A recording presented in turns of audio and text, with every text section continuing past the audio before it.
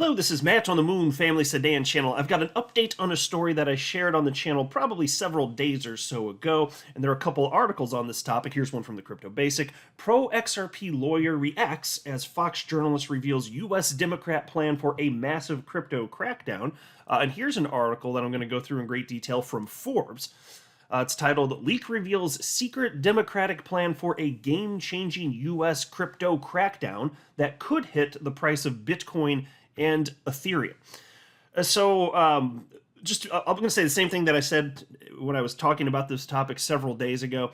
The only time I will ever speak about anything having to do with politics on this channel is if it has something to do directly with crypto and or finance.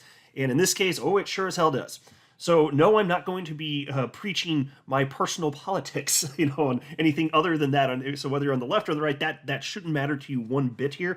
I have called out politicians on the left and the right for anti-crypto stances. I've always done that, and I will continue to do that into the future. It just happens to be the case that currently, with the existing administration on the Democrat side, there's a push from the top down. I'm talking from the Biden White House on down. In many government agencies, there's a concerted and coordinated effort to push against crypto.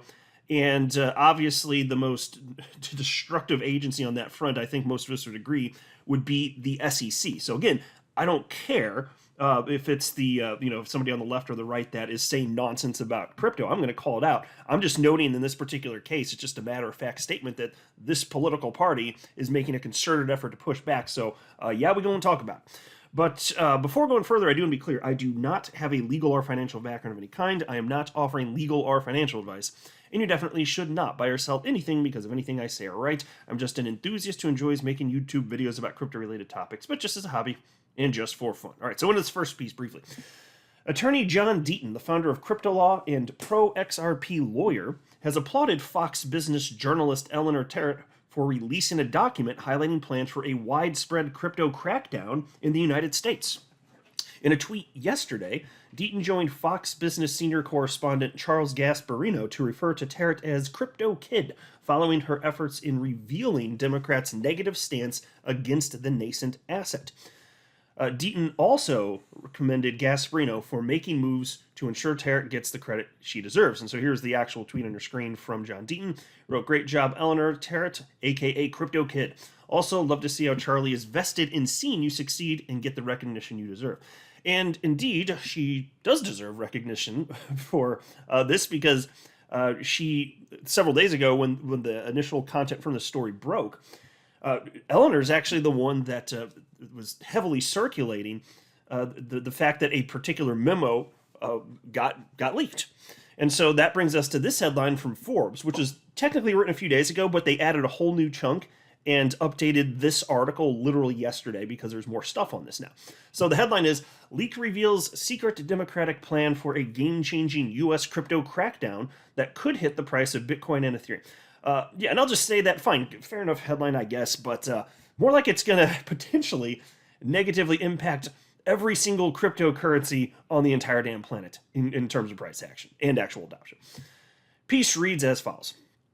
Bitcoin, Ethereum, and other major cryptocurrencies have been grappling this year with a U.S. crypto crackdown that some think could destroy all value of Bitcoin. That's possible. That part's a little bit laughable because, yes, a very obvious anti-crypto stance coming from the top down, like I said at the outset of the video here. But even Kim Jong-Genzer, supreme leader and dictator over at the SEC, even that douche acknowledges that Bitcoin itself is not a security. Even he says that. Now, I know it's not the same as the SEC coming out and officially declaring that. It's just the opinion of Kim Jong-Genzer. But still, that makes it that much less likely with the current leadership in charge that they'd actually go after it. And they're not going to be able to destroy all value of Bitcoin. So that is a bit too far, I would say. Piece continues, though. The Bitcoin price has climbed over the first few months of 2023, but remains far from its late 2021 all-time highs, with traders hailing a new market regime. The fate of Ethereum and other cryptocurrencies are meanwhile hanging in the balance as U.S. regulatory agencies battle for control of the market. Now, a leaked memo circulated to Democratic House Financial Services Committee members has revealed the key messages lawmakers were told to stick to that could see almost all cryptocurrencies categorized as securities. It's at the beginning of a bull run. You need to. Oh wait, actually, that goes into sorry.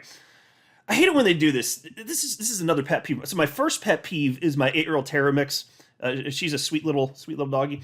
Another pet peeve of mine is what just occurred on your screen right now. When an advertisement for something blends into the format of an article that you're reading. So I started to go into what is actually an article, and it just kind of grinds my gears a bit. It's a little pet peeve. Piece continues after I'm scrolling down now. The document passed to committee members by the Democratic Party ahead of Wednesday's joint House hearing on crypto policy was leaked by Fox Business reporter Eleanor Terrett on Twitter. Quote, "The problem isn't ambiguity, it's mass non-compliance with existing laws," end quote, the memo reads. And here's another quote from it. "We can't invent new accommodating regulatory structures simply because crypto companies refuse to follow clear rules of the road," end quote.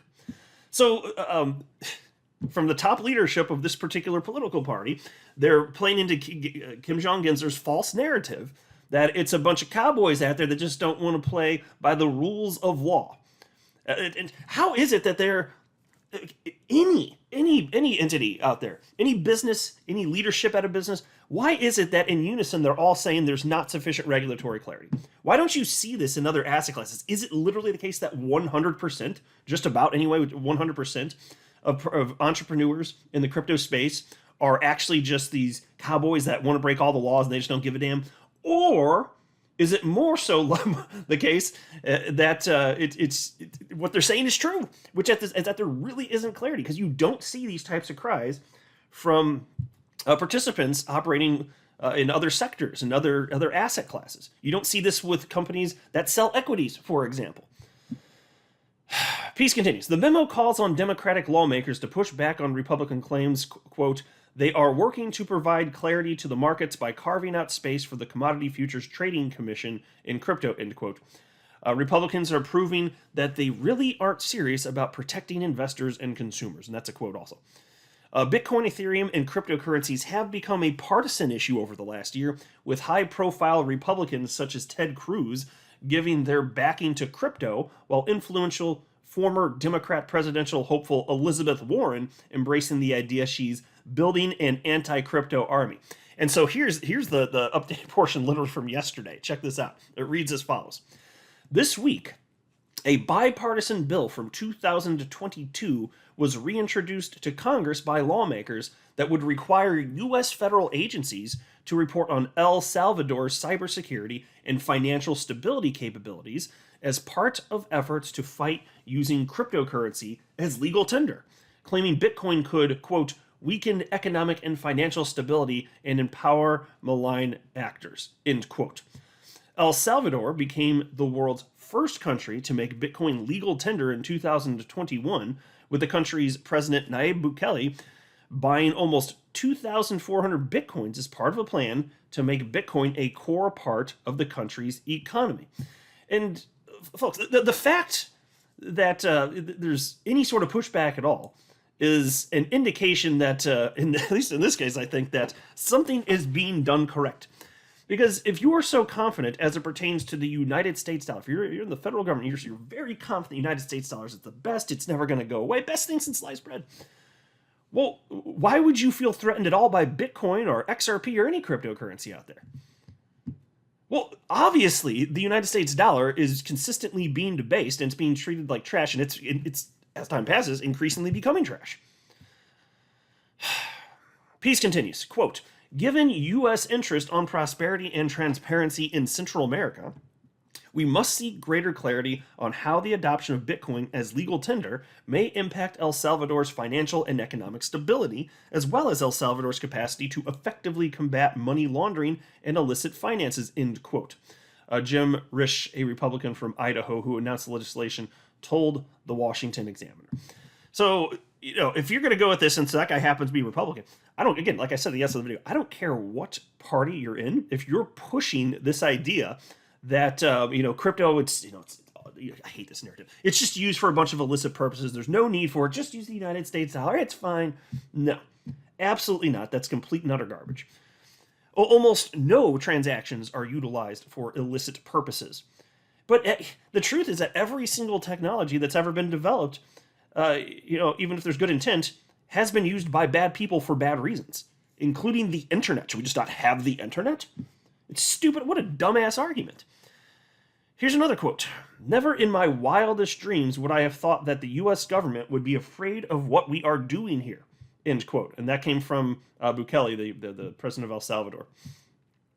U.S. President Joe Biden issued an executive order last year directing federal agencies to investigate how to respond to the Bitcoin, Ethereum, and crypto boom.